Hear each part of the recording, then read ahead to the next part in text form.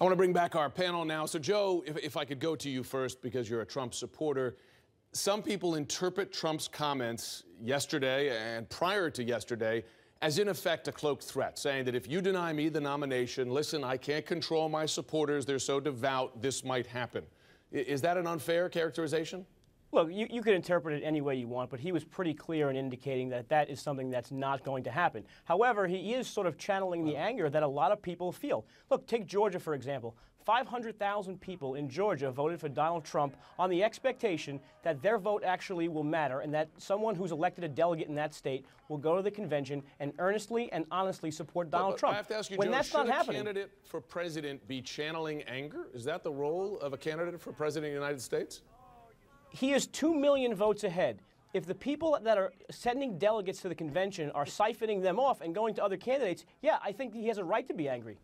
Now, see, first of all, do you think it's a fair characterization that these statements, he doesn't say go out and carry out acts of violence. He just says, hey, it's possible, it might happen, people are angry. Well, does he share responsibility if it happens? Of course he does. He has said at past rallies that, you know, if he could, back in the good old days, he'd punch someone out that protested. I think he's more than hinted at it, and I'd love to know from Joe if he's so convinced that Donald Trump does not believe now that there will be violence. What changed his mind? Just a couple weeks ago, he was sure there would be riots at the Cleveland convention. What happened? I'll tell you what changed his mind. Tomorrow, we're going to win the vast majority of 95 delegates. The other candidates might pick up 1 or 2. After that, we're going to pivot to the Northeast, where we're going to win the lion's share of 172 delegates. You see Ted Cruz already trying to adapt there and take on Maryland, which is a winner-take-all state. By this time, in 2 weeks, we'll be saying Donald Trump is the presumptive nominee. So if you're so confident, then why all the whining about Colorado and Wyoming and Georgia? If you're so confident and you know that there's not going to be any violence or riots or chaos, then why even talk about it? Why even address the Colorado delegates that the campaign wasn't smart enough to get? Look, again, Colorado did not have an open and transparent election. South Dakota, for example, I think had 2,000 party insiders voting. Forgive me if I'm wrong, but we live in a democracy, and we have just this strange expectation that we should be able to vote, and our vote should actually translate into something. Mark, I want to give you a chance. I want to give you a chance to pipe in, but I just want to. I want to change the subject just for a moment because I think these numbers are key. We've talked a lot about the possibility that the party doesn't love the idea. Many in the party don't love the idea of Donald Trump as the candidate. You have all these scenarios if there is no majority reached by Cleveland.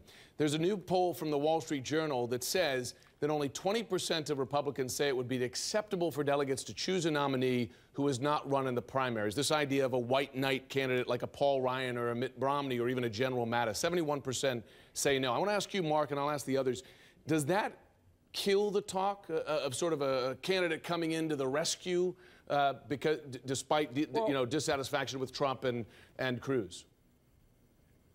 It was a non-starter anyway. If there were a Republican candidate, a Republican politician who had the capacity to speak to the extreme of the party, to speak to the center of the party, who everybody could agree on, then he would already be running or she would already be running, and there wouldn't be a need for Donald Trump in the first place. Mitt Romney has already lost.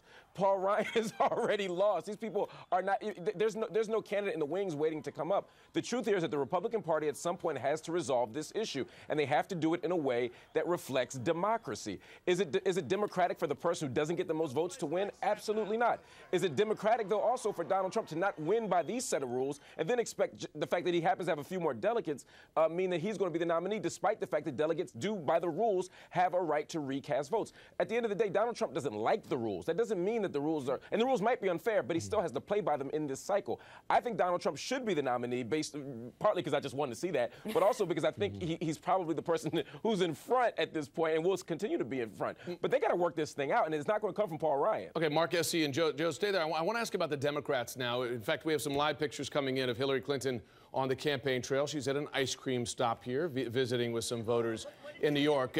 Interesting comment from George Clooney over the weekend, who's, of course, a Hillary supporter. He called the high-dollar fundraisers for Clinton obscene, though he said that they were a necessary evil. At the same time, Bernie Sanders, while he hasn't held fundraiser ties for his own campaign, he has routinely raised money for Democratic candidates, soliciting many of the same bankers and others that Hillary Clinton goes after. I just wonder if I could ask USC, and I'll ask you, as Joe, as well, to pipe in. Is there some hypocrisy there from the Sanders camp? You know, maybe a little, but I got to tell you, as bad as we have it on the GOP side, and we've got it bad, this is a pretty shameful debate to be having. I don't think, I mean, if Bernie Sanders or Hillary Clinton really thinks that this is the issue that voters care about, which Democrat, which candidate has spent more raising money for other Democratic I mean, that's not where voters are. So both of them, I don't think this is a good look for either candidate to engage on this particular debate. Go back to the issues. Okay, Mark Lamont Hill, SE Cup in Washington, Joe Borelli,